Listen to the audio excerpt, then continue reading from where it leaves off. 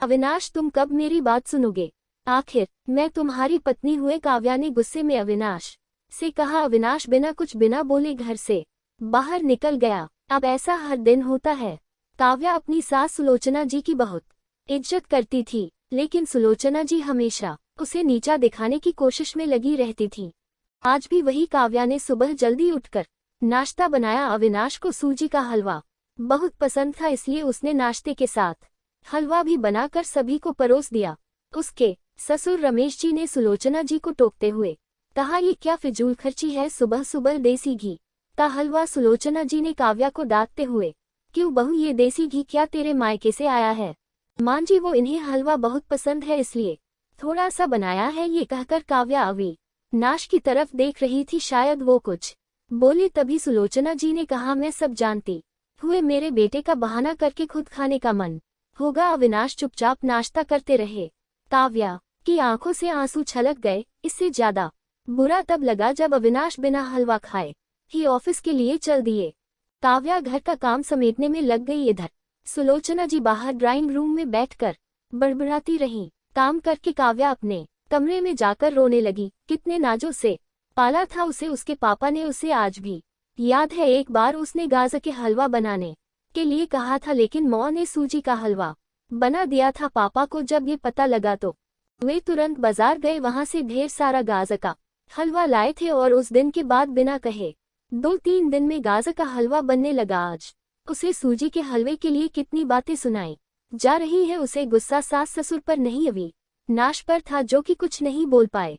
शाम को जब उसने अविनाश से शिकायत की तो वो बस इतना ही बोले, इस घर में केवल मौं की पसंद का खाना बनता है। काव्या ने अविनाश से बात करनी बंद कर दी। आखिर क्या कसूर था काव्या का? यही कि वह अविनाश से बहुत प्यार करती है।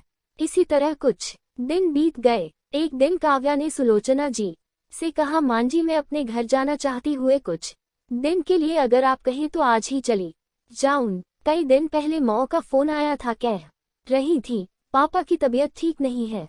सुलोचना जी वहां जब भी जाती है 1 सप्ताह से पहले वापस नहीं आती। घर का काम कौन करेगा? तेरे ससुर और मेरा बेटा शाम को थक हार कर घर आएंगे, यहाँ उन्हें खाना भी नसीब नहीं होगा। मुझे तो चक्कर आ रहे हैं, मैं खाना नहीं बना सकती। जाना है तो 1 दिन के लिए चली जा। काव्या मन मारकर 1 दिन के लिए पीहर पहुंच जाती है। वहां पहुंचकर उसे और भी आश्चर्य होता है। भाभी, मम्मी पापा कहाँ गए? काव्या ने घबरा कर पूछा। उन दोनों का घर में मन कहाँ लगता है, तीरथ पर गए हैं, न जाने कब आएंगे। वैसे तुम कितने दिनों के लिए आई हो? क्योंकि मुझे भी अपने पीहर जाना है। संगीता भाभी का ये व्यवहार देखकर काव्या चौंक गई। क्या ये वही भाभी है जो उनसे बहुत स्नेह जताती थी? काव्या सोफे पर बैठी सोच रही थी। अच्छा, वो जो भैया ने मकान के पेपर साइन करा लिए थे, मैंने अपना हिस्सा छोड़ दिया था, शायद उसी साइन के लिए मेरे से प्यार जताया जा रहा था। काव्या उठकर खड़ी हो गई। भाभी, मुझे कुछ काम याद आ गया, मैं फिर आऊंगी, कहकर वो तेजी से घर से बाहर निकल गई। पीछे से गेट बंद होने की आवाज से वह समझ गई कि उसके जाने से भाभी को कोई खास फर्क नहीं पड़ा। भारी कदमों से चलते हुए वह मंदिर पहुंच गई, क्योंकि शाम से पहले यदि ससुराल जाती तो सुलोचना जी उससे कई सवाल करती। मंदिर में जाकर उसने भगवान के दर्शन किए, बस न कुछ मांगा न कुछ बोला। भगवान के चरणों में शीश नवाकर वह बाहर आकर बैठ गई। तभी सामने के पेड़ के नीचे उसे अपने माता पिता बैठे दिखाई दिए। काव्या भागकर उनके पास पहुंची। काव्या को देखकर उसकी मां रोने लगी। बेटी, तू यहाँ कैसे? पापा ने पूछा। वो छोड़िए, ये बताइए आप यहाँ कैसे? आप तो तीर्थ यात्रा पर गए थे। काव्या के सब्र का बांध टूट गया, उसकी आंखों से आंसू बह रहे थे। बेटी, तेरी भाभी ने तुझसे झूठ बोला है। बिजनेस में पैसा लगाने के लिए तेरे भैया ने मकान अपने नाम करा लिया, मकान के कागज गिरवी रखकर साहूकार से कर्ज ले लिया। उसके बाद हम बोझ बन गए, हमें घर से निकाल दिया। पापा, अब क्या होगा? काव्या ने रोते हुए पूछा। बेटी, तू चिंता मत कर, हम कहीं वृद्धाश्रम में चले जाएंगे। तू अपनी ससुराल जा, वहाँ किसी को ये बात मत बताना। अपने माँ बाप को इस हाल में देख कर वह उन्हें अपने साथ ले जाना चाहती थी, लेकिन जहाँ उसकी कद्र नहीं है वहाँ माँ बाप की क्या इज्जत होती। भारी मन से काव्या ससुराल की ओर चल दी। आज उसे अपने लड़की होने पर अफसोस हो रहा है। काश वो अपने माता पिता के लिए कुछ कर पाती। घर आकर उसने बहुत मुश्किल से घर का काम निपटाया। उसके बाद अपने कमरे में जाकर गुमसुम बैठ गई। उसकी आंखों से आंसू बह रहे थे। अविनाश अपने ऑफिस के काम में लगे हुए थे। जब वे सोने आए तो काव्या से पूछ बैठे, क्या बात है आज फिर मौ कि कोई बात बुरी लग गई जो आंसू बह रही हूँ।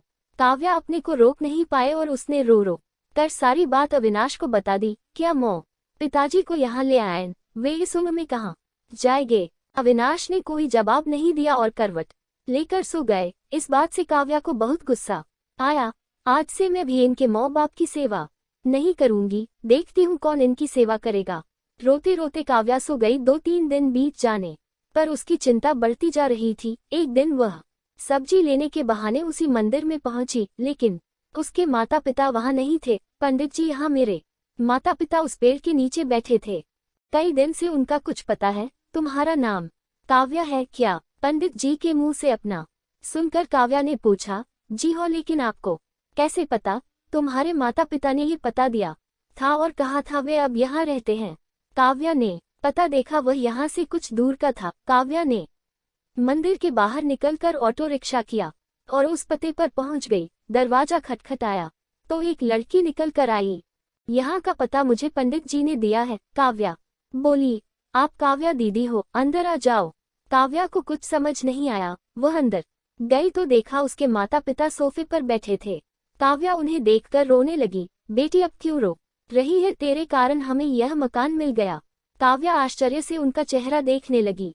लेकिन मौ, आप यहाँ कैसे और ये लड़की कौन है? तब उसकी मौ ने कहा, बेटी तुझे याद है तेरी शादी के बाद तेरी सास ने 40 लाख की डिमांड की थी। दामाद जी को बिजनेस खोलना था, इसलिए तेरे पिता ने उनकी डिमांड पूरी कर दी थी जिससे कि तू सुखी रहे। जब तू हमसे मिलकर गई उसके अगले दिन दामाद जी आए। उन्होंने तेरे पापा के पैसे लौटा दिए क्योंकि उन्होंने कोई बिजनेस शुरू नहीं किया था। तेरे पापा ने मना भी किया लेकिन वे नहीं माने। उसके बाद उन्होंने प्रॉपर्टी डीलर से मिलकर 2 दिन में यह मकान खरीद दिया। 2 लाख रुपए बच गए। इससे उन्होंने ये लड़की नौकरी पर रखवा दी जो हमारी केयर करेगी। लेकिन मौ, उन्होंने मुझे तो कुछ नहीं बताया। काव्या की आंखों से आंसू बह रहे थे। वह रोते हुए वहां से अपने घर आ गई। घर आकर वह सोच रही थी, अविनाश ने कभी उसके लिए आवाज नहीं उठाई, लेकिन मेरे माता पिता के लिए इतना करने कर दिया जो कि कोई सगा बेटा भी नहीं कर सकता। रात को उसने अविनाश से पूछा, आपने ऐसा क्यों किया? अगर मांझी को पता लग गया तो क्या होगा?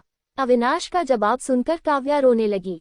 अविनाश ने कहा, जैसे तुम्हारे लिए ये माता पिता है वैसे ही मेरे लिए भी तो वो माता पिता हैं। मैंने पैसे लेते समय ही सोच लिया था कि एक दिन ब्याज के साथ सारे पैसे लौटा दूंगा, लेकिन जब बिजनेस शुरू नहीं हो पाया तो मैं इन पैसों को अपने पास रखकर सही समय आने का इंतजार कर रहा था। अगर मैं तुम्हारे माता पिता को अपने घर ले आता तो उनका आत्मसम्मान हर दिन उन्हें धिक्कारता। बेटी के घर वे रहना पसंद नहीं करते, वे अपमानित न हो, इसलिए मैंने ये सब किया। अविनाश, मुझे माफ कर दो, आज तक मैं तुम्हें गलत समझती रही। तभी पीछे खड़ी सुलोचना जी बोली, बेटी वो पैसा हमने उधार लिया था, वो तुम्हारे पिता की अमानत थी। मैंने और अविनाश ने पहले ही फैसला किया था कि ब्याज के साथ तुम्हारे पैसे लौटा देंगे। चल अब सो जा, सुबह नाश्ता टाइम पर नहीं बना तो अच्छा नहीं होगा। उनकी बात सुनकर काव्या, अविनाश और सुलोचना जी जोर से हंसने लगे।